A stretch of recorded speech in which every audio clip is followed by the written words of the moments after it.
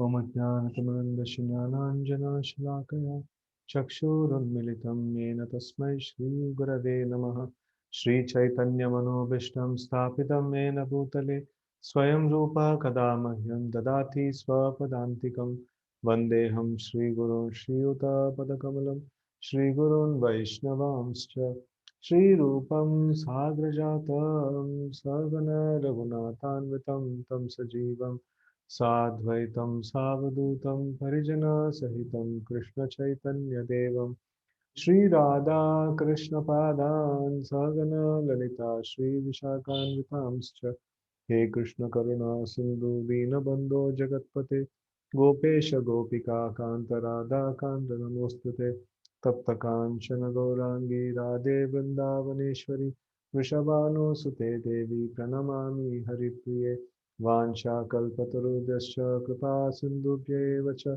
Patitanam Pavanebhyo Vaishnavebhyo Namo Namaha Jai Shri Krishna Chaitanya Prabhu Nityananda Shri Advaita Gadadhara Srivasa Gaura Bhaktavinda Hare Krishna Krishna Krishna Hare Hare Hare Rama Rama Rama Hare Hare Hare Krishna. So we are continuing the Bhagavad Gita. We just finished our preface and introduction. So we are in the first chapter of Bhagavad Gita. So text 1 of the first chapter, the chapter is named as Observing the Armies on the Battlefield of Kurukshetra. Text 1. Dhritarashtra Uvacha Dharmakshetre Kurukshetre Samaveta Yuyutsavaha Mamakaha Pandavaschaiva Kimakurvata Sanjaya. Dhritarashtra said, O Sanjaya, after my sons and the sons of Pandu assembled in the place of pilgrimage at Kurukshetra, desiring to fight, what did they do? Purport. Bhagavad Gita is the widely read theistic science summarized in Gita Mahatmya, glorification of the Gita. There it says that one should read Bhagavad Gita very scrutinizingly with the help of a person who is a devotee of Sri Krishna and try to understand it without personally motivated interpretations. So one very important thing that happens in any of the commentaries is that the first sloka of the work, the commentator would give a lot of background to that particular work, and even in Srimad Bhagavatam, first canto, first sloka, we can see that a huge purport is there, for that. And here also, like Prabhupada gives a kind of a summary of what's the scene and what's the background and how to approach the Bhagavad Gita and things like that. So that is something that is given here. So it is mentioned that it is widely read theistic science. So theistic science means we have discussed that anything which has any philosophy which has a god as the master or God in the center. So then that is called theistic science. Atheistic means like where there is no God in the picture. So a philosophy is that which explains the entire creation, and in that explanation, if there is no God in picture, so then it becomes atheistic. So when the God is there in the picture, then it becomes theistic science, right? So we will also try to see this thing, theism, belief in existence of God or gods, especially belief in one God as creator of the universe, in uh, intervening in it and sustaining a personal relation to his to his creatures. So this one of theism. Theism means where there is specifically, like here God or gods it is given, but specifically there is one God who is a creator and who is maintainer and who is sustainer and who has a relationship with his creation. So that kind of this one. So Bhagavad Gita is the widely read theistic science. This is the most popular and widely read theistic science, and it is summarized in Gita Mahatmya, that is glorification of Gita. And it says, what is a way to approach this Gita is to study them very scrutinizingly. Scrutinizingly means very, very deeply, very intricately we should study. And then with the help of a person who's a devotee of Sri Krishna, and try to understand it without personally motivated interpretations. We should not try to approach Gita saying that I have this in mind and let me find some reference in Gita to support my idea. So then that becomes a personally motivated interpretation. We should approach Gita to study from Gita. We should not try to extract what we want, from Gita. So that is not a very good thing, right? Okay. So the example of clear understanding is there in the Bhagavad Gita itself, in the way the teachings is understood by Arjuna, who heard the Gita directly from the Lord. If someone is fortunate enough to understand the Bhagavad Gita in that line of disciplic succession without motivated interpretation, then he surpasses all studies of Vedic wisdom and all scriptures of the world. One will find in Bhagavad Gita that all that is contained in other scriptures, but the reader will also find things which are not to be found elsewhere. That is a specific standard of the Gita. It is the perfect theistic science because it is directly spoken by the Supreme Personality of Godhead, Lord Sri Krishna. If you see the whole of the Vedic literatures and Upanishads, no Krishna or Krishna Tattva is quite a um, like hidden thing. It is not that obvious, or it is not very openly spoken about. Of course, Puranas and other places like it has been spoken about, but the mainstream Vedas in itself, so they don't speak about no Krishna so much. So the mainstream Upanishads and also they're quite indirect. They say that supreme, who's not having any veins, who's not having any hands and legs, and things like that. So it'll all be indirect. And Upanishads are the ones which are considered by the learned people a solid reference. No, they would not consider the Puranas or other even the Vedic texts, like it involves a lot of upasana. It involves a lot of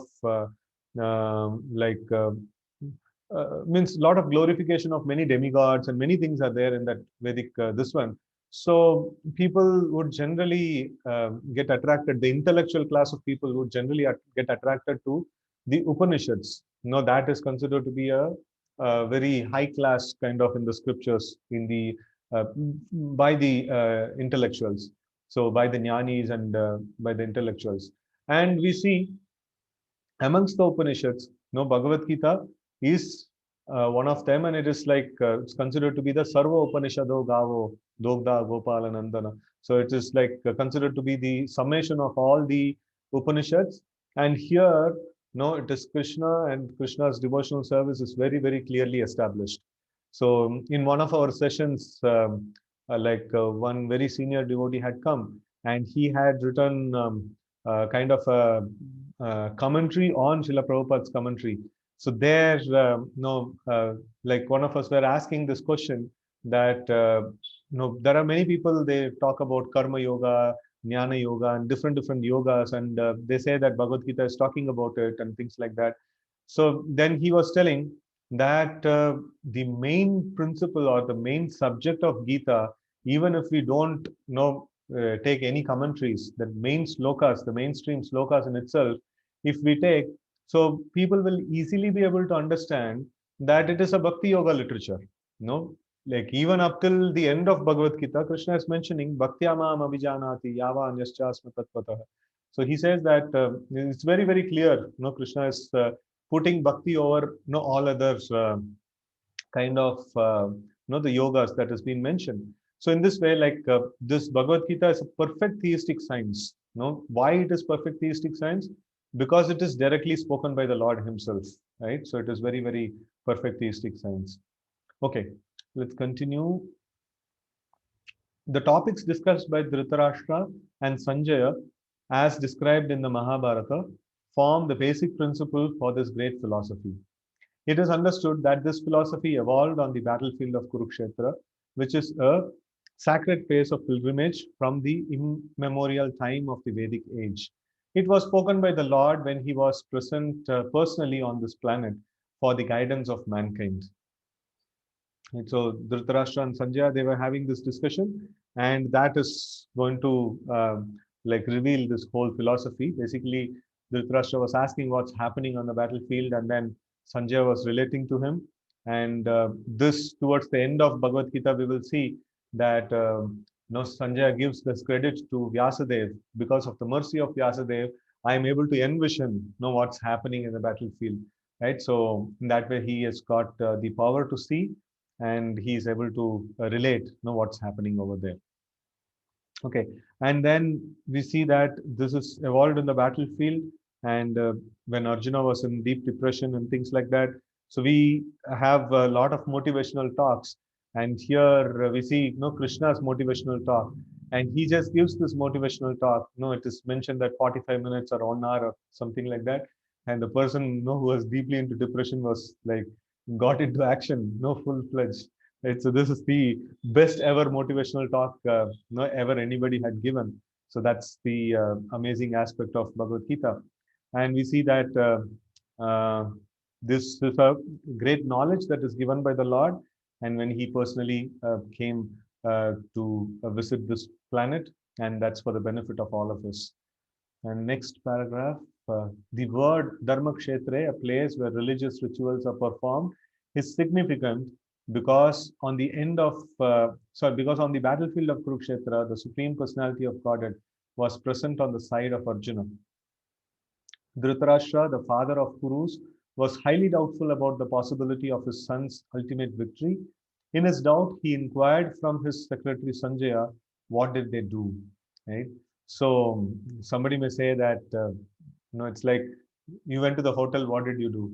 It's like, obviously, I would have had, some eatables. And if somebody goes to the market to buy some rice and means rice mandi, and obviously he's going there to buy rice. So in the same way, like after going to the battlefield, like what will they do? So they will fight. But then Dhritarashtra had serious doubts about this. So what are the doubts? Let's see. Here Srila Prabhupada will mention a few of them. He was confident that both his sons and the sons of his younger brother Pandu were assembled in the field of Kurukshetra for a determined engagement of war. Still, his inquiry is significant. He did not want a compromise between the cousins and brothers, and he wanted to be sure of the fate of his sons on the battlefield, because the battle was arranged to be fought at Kurukshetra, which is mentioned elsewhere in the Vedas as a place of worship, even for the denizens of heaven. Dhritarashtra became very fearful about the influence of the holy place on the outcome of the battle. Right? So, because okay, so it's proper is mentioning that. He knew very well that this would influence Arjuna and the sons of Pandu favorably, because by nature they were all virtuous. Right? So Dharmakshetra, a holy place, will favor the virtuous people, the favor the pious people. And Arjuna and the Pandavas, no, they were all very virtuous. And obviously the holy place will have its influence, no favoring, no these people. Right? So this is the favorable ground for the Pandavas, right? And then Dhritarashtra knew well that his sons were not so virtuous and they were so devious, and because he knows he was also party of the whole planning and whole kind of plotting against the Pandavas, and also he knew that no, he and his sons were not virtuous, and definitely the holy place will have its negative effect towards them. So that's the understanding that is mentioned here, right? So those who have attended Gita course, like we would have heard this thing that once we were called on to a house where it was haunted, and then when we chanted the names of the Lord, and then when we could create a holy environment, so then the environment is like no, it was quite better. And then in fact this incident happened some 5 years back, and since 5 years that the place they gave it to ISKCON, and ISKCON has been using that place. So just because like they felt good that we could able to remove the negative influence. So wherever there is worship of Lord is there, wherever there is study of Bhagavad Gita, Srimad Bhagavatam is there, and wherever there is chanting of the holy names of the Lord is there.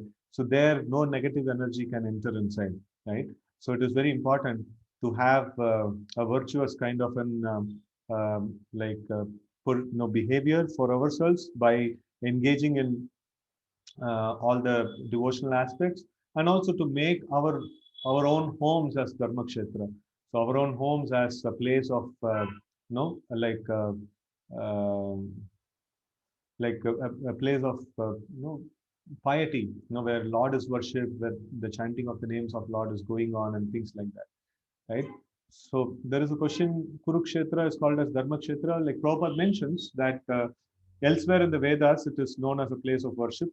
Many yajnas and all the holy activities would happen in Kurukshetra. Even in Srimad Bhagavatam itself, at the time of this one solar eclipse, all the no, all the Yadu Vamshis, they would assemble there, and all the many other kings from all over India. So many different people. So they would assemble in the place of Kurukshetra, and they also caused a lot of sacrifices and a lot of religious performances over there. So it was like if anybody would say that, okay, I want to execute an yajna, so then the natural question would be, why not in Kurukshetra? No, that's a very holy place. So that's how holy place it is, and that is a place that was chosen for the battle also, because this battle was not fought as kind of for the purpose of sense gratification or something like that. This battle was Dharma Yuddha, and Dharma Yuddha is happening in Dharma Kshetra. So that's perfectly fine and fitting, right? Okay, so let's continue. Sanjaya was a student of Vyasa, and therefore, by the mercy of Vyasa, Sanjaya was able to envision the battlefield of Kurukshetra even while he was in the room of Dhritarashtra. And so Dhritarashtra asked him about the situation on the battlefield. Both the Pandavas and the sons of Dhritarashtra belong to the same family, but Dhritarashtra's mind is disclosed herein. He deliberately claimed only his sons as Kurus. So this is the Kuru Vamshi. The Kuru Vamshis means like those who are descendants of the Kuru. No, both Pandavas and Kauravas, both were no Kauravas only. Like no, both are belonging to the same family. But then, here Dhritarashtra's mind is very clear.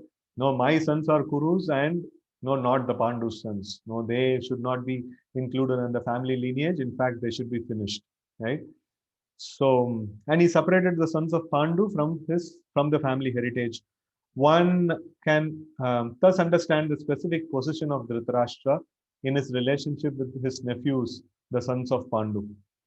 As in the paddy field, the unnecessary plants are taken out. So it is expected from the very beginning of these topics that in the religious field of Kurukshetra, where the father of religion, Sri Krishna, was present, the unwanted plants like Dhritarashtra's son Duryodhana and others would be wiped out, and the thoroughly religious persons headed by Yudhishthira would be established by the Lord. This is the significance of the words Dharmakshetra and Kurukshetra, apart from their historical and Vedic importance, right? So in this way, we see that this paddy field example is a very fitting example here, wherein the like in the paddy field, it's a regular activity that they need to do to remove the weeds. So weeds are useless plants. Probably no means they are not as useful as the paddy. So, but they actually drink a lot of water. They actually extract a lot of water from the land. So, if the weeds are not plucked out, so then the main plant, they will dry up. So they will not have sufficient nourishment. So in that way, like the weeds have to be removed. And here it is Dharma Kshetra, and here in the Dharma Kshetra, the weeds or the mischievous people like Duryodhana and his brothers, so they would be wiped out. They will be taken out. And Yudhishthira, who's the proper crop, who's a very worthy king, he will be established by this whole plan, right? So, and that will be done personally by the Lord, and that is the significance of Dharma Kshetra. So it is compared to an agriculture field, right? Okay, text 2. Sanjaya vacha drishtva tu pandavanikam vyudam duryodhanastada acharyamupasangamya raja vachanam abravit. Sanjaya said, O king, after looking over the army arranged in military formation by the sons of Pandu, King Duryodhana went to his teacher and spoke the following words. Purport. Dhritarashtra was blind from birth. Unfortunately, he was also bereft of spiritual vision. He knew very well that his sons were equally blind in the material matter of religion, and he was sure that they could never reach an understanding with the Pandavas, who were all pious since birth. Still, he was doubtful about the influence of the place of pilgrimage, and Sanjaya could understand this his motive in asking about the situation on the battlefield. And so here we see Dhritarashtra is even worried that if their sons would be, if his sons would be influenced by the holy place and they may back out of the battle. He was worried about that also.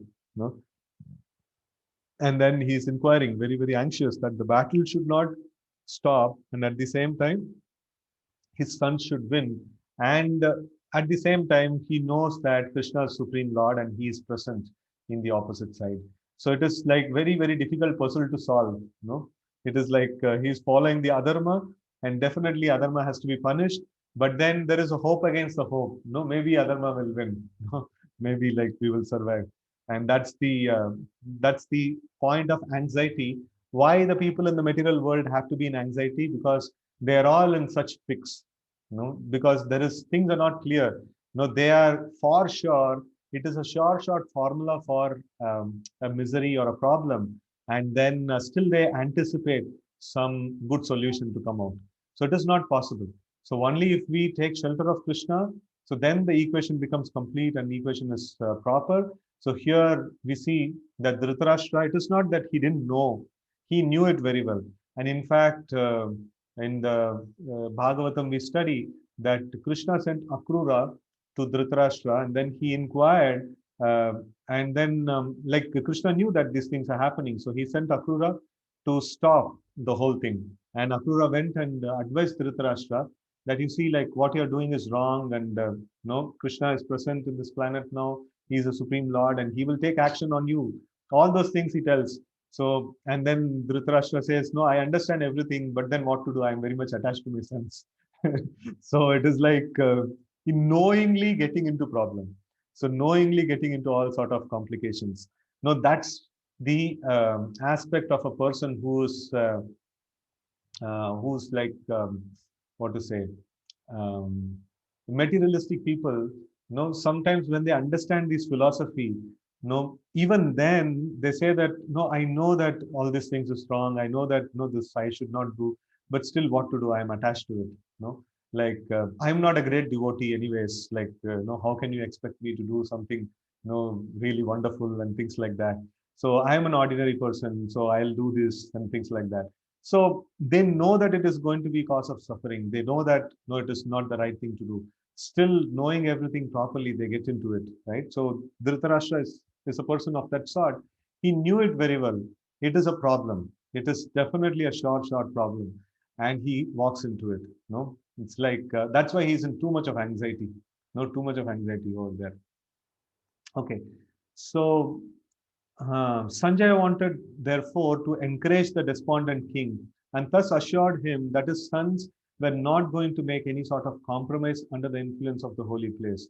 Sanjay therefore informed the king that his son Duryodhana, after seeing the military force of the Pandavas, at once went to the commander in chief, the Dronacharya, to inform him of the real position. Although Duryodhana is mentioned as the king, he still had to go to the commander on the account of seriousness of the situation. He was therefore quite fit to be a politician, but Duryodhana's diplomatic veneer could not disguise the fear he felt when he saw the military arrangement of the Pandavas. Right? So this was the diplomatic affairs of Duryodhana. It's very nicely, we can see that in the next few shlokas, how he is actually describing his party and how he is describing the opposite party, how he is giving enthusiasm, or he is pepping up his team, and how he is lifting up different people's morale and things like that. Very, very diplomatic. He does it, in an amazing way.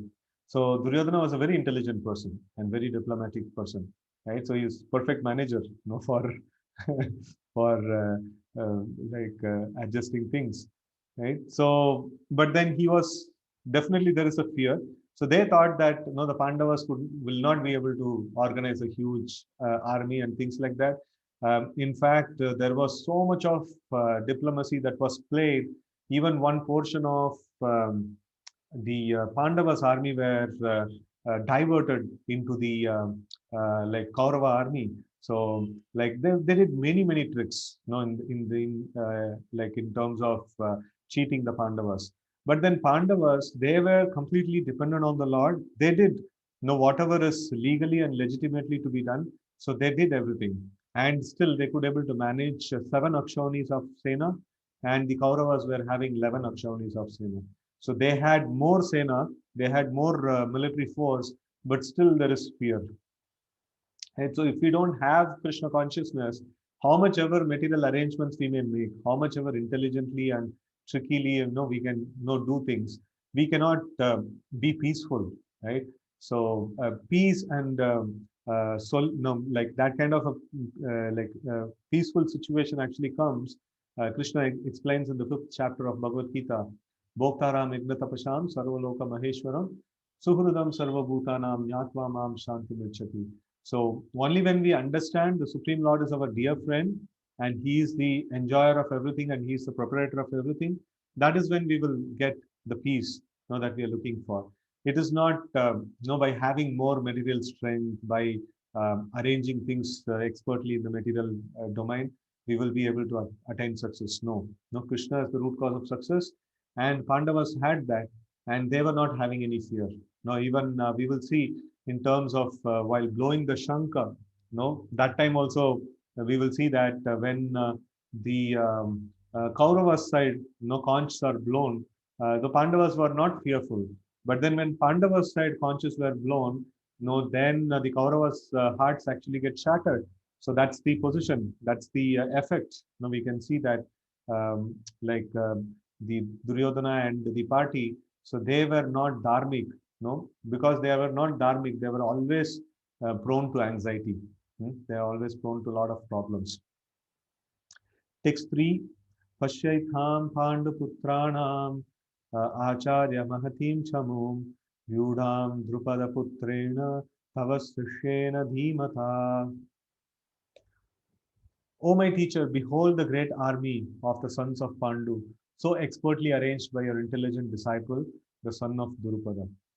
Okay, purport. Duryodhana, a great diplomat, wanted to point out the defects of Duryodhana, the great Brahmana commander in chief. So here one may ask, like, how can a Brahmana be a commander in chief? He should be a Kshatriya. So, like, Dronacharya is a military teacher.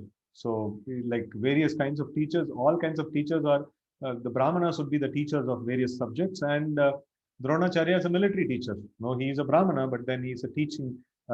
Like he's his subject of teaching is military science. So he's quite acute in the military science, and he used to teach the royal family. And in the time of crisis, like he also came to the battlefield, and he is the most powerful or like most strategic amongst the whole team. So he was put as the commander in chief. And here we see, let's see the purport. Dronacharya had some political quarrel with King Drupada, the father of Draupadi, who was Arjuna's wife. As a result of this quarrel, Drupada performed a great sacrifice by which he received the benediction of having a son who would be able to kill Dronacharya. Dronacharya knew this perfectly well, and yet, as a liberal Brahmana, he did not hesitate to impart all his military secrets when the son of Drupada, Drishtadyumna, was entrusted to him for military education. Now, on the battlefield of Kurukshetra, Drishtadyumna took the side of Pandavas, naturally because he is related to them, and it was he who arranged for their military phalanx after having learned the art from Dronacharya. Okay, so here we see that very important quality of Dronacharya that we can see here. So this quarrel that has been mentioned between Dronacharya and Drupad Maharaj is both of them were childhood friends. They studied in the same Gurukul, and there Drupada, so he actually promised Dronacharya that once I inherit my kingdom, I will give you half of it. And then Dronacharya was like, okay, no, that's a friendly talk that was going on. And after they all grew up and Drupad Maharaj inherited the kingdom, so then Dronacharya went, when there was a difficulty in his, like Brahmanas are generally very poor, and when there is a difficulty, he approached King Drupada and then he told that, no, you remember in the Gurukul, one day you told me that, no, you will give half of your kingdom. And Drupada Maharaj laughed at him, saying that, "Oh, how can you take some childish words and things like that? And you take it so seriously and you can claim in such a way." So, and he actually insulted Dronacharya, and Dronacharya was like affected by that. And he was then appointed as uh, the teacher of military science for the both the Pandavas and Kauravas. And on like there was on the day of test or something like that. So he asked as a Guru Dakshina to win over the Drupada Maharaj. So then, Arjuna went, and then he fought, and he arrested Drupad Maharaj, and then Dronacharya forgives him at that. He just lets him loose at that time, and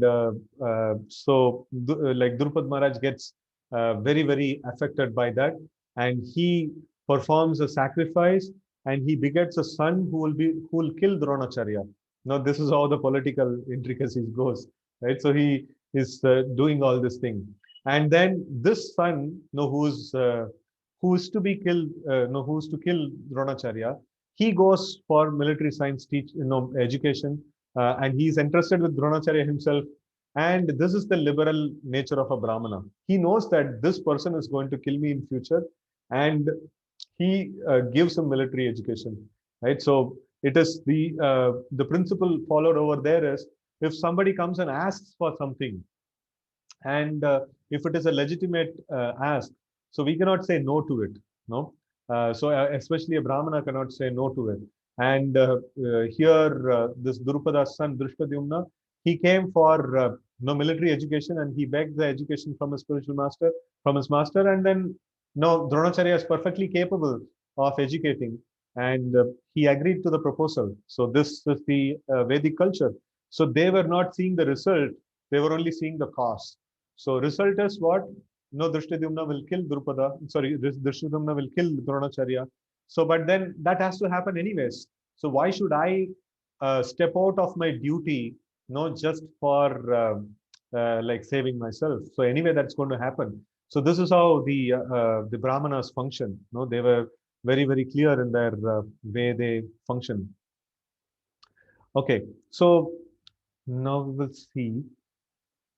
Duryodhana pointed out this mistake of Dronacharya's so that he might be alert and uncompromising in the fighting. By this, he wanted to point out also that he should not be similarly lenient in the battle against the Pandavas, who were also Dronacharya's affectionate students. So this is another problem. So Dronacharya and Bhishma, they both had so much of affection for Pandavas, and now they are standing opposite, and it is quite difficult, and it's very painful at heart to even do this task for both the sides, right? So both the sides, it's a very very painful thing, and like everybody were duty bound, and they were assembled over there, right? Okay, Arjuna especially was his most affectionate and brilliant student. Duryodhana also warned that such leniency in the fight would lead to defeat. Okay, text 4. Atra suram mahesh, atra shura maheshvasa bhimarjuna samayudhi yuyudhano viratascha durupadascha maharatah. Here in this army are many heroic bowmen, equal in fighting to Bhima and Arjuna, great fighters like Yuyudhana, Virata, and Drupada. Purport. Even though Drishtadyumna was not very important obstacle in the face of Dronacharya's very great power in the military art, there were many others who were causes of fear. And they are mentioned by Duryodhana as great stumbling blocks on the path of victory, because each and every one of them was as formidable as Bhima and Arjuna. He knew the strength of Bhima and Arjuna, and thus he compared the others with them. So one of the interesting things is, whosoever name is mentioned in the list here, so they are the only surviving people. No, they are the only surviving people at the end of end of the battle of Kurukshetra. So it's a very interesting thing to note. Even before, it is predicted. Bhagavad Gita was spoken before the battle of Kurukshetra, and here we see that after the battle of Kurukshetra, on the Pandava side especially, whosoever names are mentioned, so they are the ones, especially the Shankar. So when the Shankar blowing is there, so that will come in a short while. So whosoever name is mentioned there, so they are the ones who were surviving, right? And here we see like Duryodhana was very well aware of the power of Bhima and Arjuna. They were like very, very formidable like enemies, and like other people whom he is listing here. So they were equal in strength. They were very powerful. Like he is now doing the analysis of what is his strength and weakness, and these are all his weakness areas. These are all the areas of threat that he's estimating. So this is also amounting up to Duryodhana's diplomacy, and he's how he's actually estimating things over there. Text 5. दुष्टकेतुश्चेकितानः काशीराजश्च वीर्यवान् पुरजित् कुन्तिभोजश्च स्थैब्यश्च नरपुङ्गवः. There are also great heroic powerful fighters like Dushtaketu, Chekithana, Kashiraja, Purujit, Kuntibhoja, and Shaibya. Okay, text 6. Yudhamanyuscha Vikranta, Uttamaujaschcha Viryavan, Saubhadro Draupadeyascha, Sarva eva Maharatah. There are the mighty Yudamanyu, the very powerful Uttamauja, the son of Shubhadra, and the sons of Draupadi. All these warriors are great chariot fighters. Text 7. Asmakam tu vishishtaye tani bodhad vijotama nayaka mama sainyasya samyatam tan ravimite. But for your information, O best of the Brahmanas, so he's talking to Dronacharya here, let me tell you about the captains who are especially qualified to lead my military force. Text 8. Bhavan Bhishmascha Karnascha Kripascha Samitim Jayah Ashwattama Vikarnascha Saumadattis Tataivacha. He's saying, Bhavan, no you, no first. He puts him in the position. So there are personalities like you, Bhishma, Karna, Kripa, Ashwattama, Vikarna, and the son of Somadatta called Burishrava, who are always victorious in the battle. Purport. Duryodhana mentions the exceptional heroes in the battle, all of whom whom are ever victorious. Vikarna is the brother of Duryodhana, Ashwattama is the son of Dronacharya, and Saumadatti or Burishrava is the son of king of Balikas. Karna is the half brother of Arjuna, as he was born of Kunti before her marriage with the King Pandu. Kripacharya's twin sister married to Dronacharya. So, these are all various, different personalities that are there, and they are mentioned as very important here. At least Duryodhana considers them to be very important. Text 9. Anye cha bhavah sura madarte takta jivitah nana shastra praharanah sarve yuddha visharadaah. There are many other heroes who are prepared to lay down their lives for my sake. All of them are well equipped with different kinds of weapons, and all are experienced in military science. Right? So here is one aspect that is like, he's predicting that all these people are going to give up their lives for my sake. Okay, purport. As far as the others are concerned, like Jayadratha, Kritavarma, and Shalya, all are determined to lay down their lives for Duryodhana's sake. In other words, it is already concluded that all of them would die in the battle of Kurukshetra for joining the party of sinful Duryodhana. Duryodhana was, of course, confident of his victory on the account of above-mentioned combined strength of his friends. So this is the way sometimes Saraswati plays a role, in the speech. So here we see that Duryodhana is speaking a very positive speech, but then in that the prediction of the imminent destruction of all these great personalities is mentioned, right? Okay, next is text 10. Aparyaptam tadasmakam balam bhishma virakshitam balam bhishma abhirakshitam paryaptam tvaidam etesham balam bhima abhirakshitam. Our strength is immeasurable and we are perfectly protected by grandfather Bhishma, whereas the strength of the Pandavas, carefully protected by Bhima, is limited. Purport. Herein, an estimation of comparative strength is made by Duryodhana. He thinks that the strength of his armed forces is immeasurable, being specifically protected by the most experienced general, grandfather Bhishma. On the other hand, the forces of the Pandavas are limited by being protected by a less experienced general, Bhima, who is like a fig in the presence of Bhishma. Duryodhana was always envious of Bhima because he knew perfectly well that if he should die at all, he would only be killed by Bhima. But at the same time, he was confident of his victory on account of the presence of Bhishma, who was a far superior general. His conclusion that he would come out of the battle victorious was well ascertained. So this is how Duryodhana is actually putting his plot and estimating his strength, and he's especially identifying the strength of the opposite party, that is Bhima, but then the counter attack or the counterpart in his party is Bhishma, who's much more experienced and intelligent and very powerful general. No, Bhishma, nobody could at that time. No, Bhishma was the most powerful personality in the whole of no whole of the world. So nobody could actually win over him. So that is the power of no Bhishma. And here we see that this kind of estimation is done by Duryodhana. And also Krishna makes this kind of a formula so that to show that even if the most powerful entities would gather against the dharma, so they have to be vanquished. They cannot be successful. So in fact, now very soon we are going to have the Vijay Dasami and Dashara and all. So we see that there is one pastime of Lord Ram is there. It is mentioned in Srimad Bhagavatam, where the soldiers of Lord Ram, they were monkeys and like monkeys and bears. They were the soldiers of Lord Ram. And on the opposite side, we see that the Ravana had the highest sophisticated military power.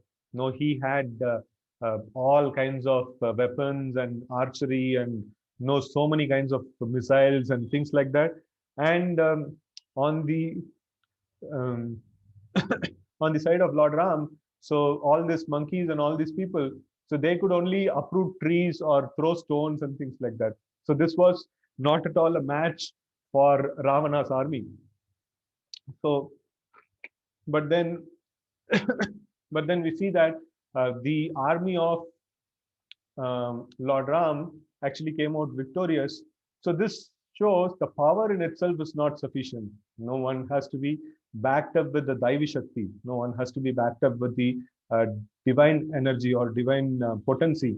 No, if we always take side of the Lord, of the Supreme Lord, not estimating what is the material position and things like that, so we will always be victorious. No, but then if we take side of the materialism, thinking that this in this particular combination the power of devotees is not sufficient, so we need to have some material, like we need to take some what is it, depend on some material things, so then it is not very good, right?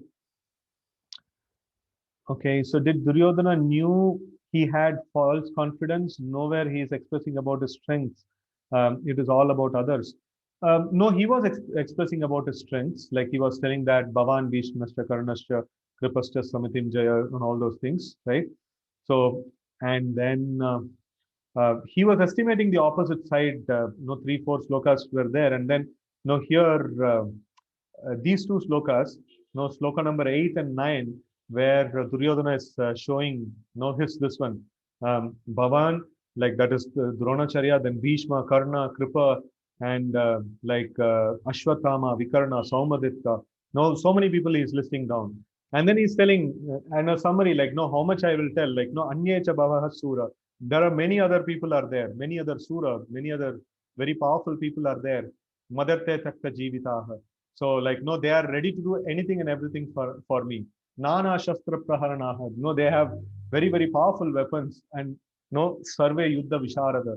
So they're all very expert in battlefield, right? So this is the no like strength of the Duryodhana. So that he's mentioning, and this sloka, 10th sloka is also that same thing. No, he's telling that our side is well protected by Bhishma. No, he's really very powerful, and opposite side is only protected by Bhiman. No, that is very limited. So in this way, like he mentions these things. So this is how he's expressing about no his strength. So he's Hare Krishna Prabhuji. yeah, Sorry, I have unmuted. Actually, I understood he's expressing about others because it is about. Don't you think it is all about others that Karan has this strength? Then Dronacharya has this strength. What about him? I mean, we all have something about us also. Like if I say I'm good in Hindi, you may say you are good in maths. So nowhere he there is a statement saying what he is good at, that okay, we all fight battles based on our strength, or do we fight battles based on other people's strength? Because that may that can be backed out, or that can fall at any point. I mean, even life's battle, right? We have to fight it based on our strength and our limitations. How long yeah. can we fight based on, Here we you may guide me today, and somebody else may be my friend, somebody may be my boss who gives me a job, but ultimately what is in me will only pull me through or pull me down. So all okay. what we have read till now, even initially I have read this, I have tried to read the book. So this question was there on my mind about Dhritarashtra's selfishness. I had clarified with you in one of the Bhagavatam classes, Yeah, yeah. but Yeah, that's a this good one question. I was a little, I'm still not clear. I mean, sorry, that's why I unmuted. I don't want to leave it pending. ठीक है, ठीक है. So here we see this is the expert diplomacy of no Arjuna. This is the sorry, Arjuna no, is like no Duryodhana. So when we say that it is we fight our battle based on our strength, so that means we are not taking the team into consideration, right? So here Duryodhana wants to take his team together. So whenever somebody wants to take a team together, if he is too much boasting about himself, then he will not be able to carry his team together. So no, that's the very important principle here. So like oneself means here no team as one unit. So if people are working on their own, especially the leader, Duryodhana is a leader here, and if he is working only on his strength, and if he is boasting on his strength, so then it would not be very nice actually. So a good way to get the participation from the team is to say that no, you are all very nice, no, you are very capable and you can do it, no, you have the strength, you have the strength and things like that. So it is very that is a way of pepping up the team, right? So if he goes and says that about himself a lot, so that would not work over there. So that is a way, like Duryodhana is a very expert diplomatic politician. So he knows how to pep up everyone. It is, if the battle has to be won, it will be all depending on you people. So you are really great and you are going to do it. No, let's go. No, that's the way, like Duryodhana is actually putting it over here. So this is not kind of a humility. No, it is kind of a politics. No, that he's playing over here, right? Of course, he is confident of his strength also. So, but then, he is kind of getting the team's strength over here, and he's pepping up everyone. So, whose our name he is taking? Why he is pepping up Bhishma? Because Bhishma is like very affectionate to the Pandavas. Why he is taking the name of Duryodhana? Because he is very affectionate, to the Pandavas. And then why he took Vikarna of all the names, like who's a very who's not that great a fighter and things like that, but then he was somewhat sympathetic, towards the opposite side. So he don't know all the people who had any sympathy or who needs to be pepped up. No, Duryodhana takes all their names and then he's pepping them up like anything. So that's the whole point here. So he is trying to keep the team together. He is trying to get the team to function or work for his goal. So that's where, like he is actually taking all these names and then he's pepping them up. And then on all the people like who have come to do unconditionally, who has come to fight for him. So no, he's also like very much no, he wants to reciprocate with them. He wants to thank them and things like that. So this is how the expert political speech would be. No, they would touch upon all important people, and they will try to get their vote to them and things like that. Okay. ठीक है. Text 11. अयनेषु च सर्वेषु यथा भागमवस्थिताः भीष्ममेवाभिरक्षन्तौ भवन्तः सर्व एव हि. All of you must now give full support to Grandfather Bhishma as you stand at your respective strategic points of entrance into the flanks of the army. Duryodhana, after praising the prowess of Bhishma, further considered that others might think that they had been considered less important. You see, like, no, this is the politics that is playing actually. So he is actually taking the names of different people just to make them feel important in the team. No, you are very, very important. No, your contribution is really very important. So he's actually doing that thing now, right? So in his usual diplomatic way, he tried to adjust the situation in the above words.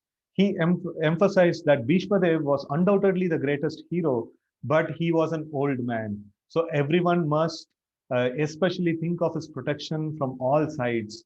He might become engaged in fight with the enemy, engaged in the fight, and the enemy might take advantage of his full engagement on one side. Therefore, it was important that the other heroes not leave their strategic positions and allow the enemy to break the phalanx. So this is a very important thing. A military phalanx is is a military formation is such that they should not allow the enemy to penetrate into the this one. So like they have to kind of make a shield kind of a thing, and they should attack in that way. So if the enemy is able to break through one of the flanks and they get inside, so then they can do a lot of damage. So it is very, very important that they protect themselves from all sides in that way. And Duryodhana clearly felt that the victory of Kurus depended on the presence of Bhishma Dev. He was confident of full support of Bhishma Dev and Dronacharya in the battle, because he well knew that they did not even speak a word when Arjuna's wife Draupadi, in her helpless condition, had appealed to them for justice while she was being forced to appear naked in the presence of all great generals in the assembly. Although he knew that the two generals had some sort of affection for the Pandavas, he hoped that these generals would now completely give it up, and they had, as they had done during the gambling performance, right? So this is the hope of the Duryodhana. He knows that both these generals, great personalities, they had a lot of affection for the Pandavas, but then when Draupadi was insulted, they did not speak anything. So that means like they have some affection for me also, right? So they have they will fight for me, but still there is some confusion in the mind. So he is trying to pep them up, and he's trying to say that no, you are a very important team member for me, and you should function, and everything is dependent on you and things like that. So he's going and giving that kind of confidence and this one energy to the whole team. Right. So this brings us to a logical conclusion also. Till 11 slokas. After this 12th sloka onwards, there is blowing of various conch shells that will be mentioned till I think 19 or 20th. Yeah, so these are all the ways in which the Duryodhana is actually putting up his diplomatic this ones. And Jaya Mataji is asking, yeah, Ekadashi is tomorrow. Yes, Ekadashi is tomorrow. Yes, Pooja Mataji, you can unmute. Yes, Hare Krishna Prabhuji. As we progress in Bhagavad Gita lessons, I wanted to clarify that there can be various perspectives of these shlokas, or is there only one perspective to each shloka, like just now what we discussed about Duryodhana's strength? So is it that each one of us would have the whatever you are guiding us or whatever we are reading, but is it that there can be different perspectives also which one can derive, or one should not do that? So different perspectives are there. So they have been explained by the acharyas, like Vishwanath Chakravarti Thakur. he gives one kind of a commentary, and then Baldev Vidyabhushan, he gives a little different kind of a commentary. And different acharyas actually have given different commentaries on the Bhagavad Gita. All of them are bona fide. All of them are proper ways to look upon these slokas. But it is for acharyas to comment upon. We cannot have our own perceptions. So that is not very good. So why? Because in the fourth chapter of Bhagavad Gita, Krishna mentions Tadvidhi Thanipatena Pariprashnena Sevaya Upadekshanti Te Jnanam Jnaninas Tattvadarshina. So Tattvadarshis, those who are really who are seeing the truth, who have the experience of Krishna, and who's at that very high level of devotion, they can actually write commentary, and that will reflect the mood of the Lord, right? So the Lord had also multiple different things in his mind, and it is one sloka may have so many different moods of the Lord can be expressed through one sloka. But to understand the mood of the Lord, to understand the mood of the great scripture, it is not up to our capacity. So we should just simply follow in the footsteps of the acharyas, right? So even what I was giving the explanation to your question, the previous question, we immediately saw in the next purport, the same thing Srila Prabhupada is explaining there. So, like, I was not just cooking up that explanation. I was giving it from the other portion of the purports, no other section of the Bhagavad Gita. So it is very important that we follow the purports of the acharyas, the commentaries of acharyas, and that is how we will be able to understand this subject, right? So if we try to take our stance, so then it will be very difficult, because we are not that liberated, we are not that elevated a devotee, so we cannot enter into the mystery of Bhagavad Gita, right? So that's how we should understand. Yeah, but yeah, means for our everyday issues or situations we come across in life, I meant from that point of view, like So when even if we then, are able to till we recall a become experienced, shloka, yeah, even then, till yeah, we become experienced, we should consult. No, this is how I yeah. drew up the application of this particular sloka. Is it right or Okay. wrong? So no, it is needs to be verified. And after we become expert in applying these things, so then with a little lesser guidance also we may be able to do. So initially it requires verification, right? Initially it requires verification. Yes, Prabhuji.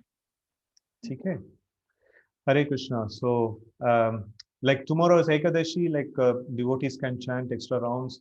Here in ashram, we chant try to chant 64 rounds every Ekadashi, and that kind of boosts our spiritual progress. And devotees can take vrata of chanting a little extra than what you are doing. So that will be of very nice this one. So tomorrow also we will have the session at same time, and we will continue Bhagavad Gita, right? Shrimad Bhagavad Gita की जय, श्रील प्रभुपाद की जय, गौर भक्त वृंद की जय। हरे कृष्ण।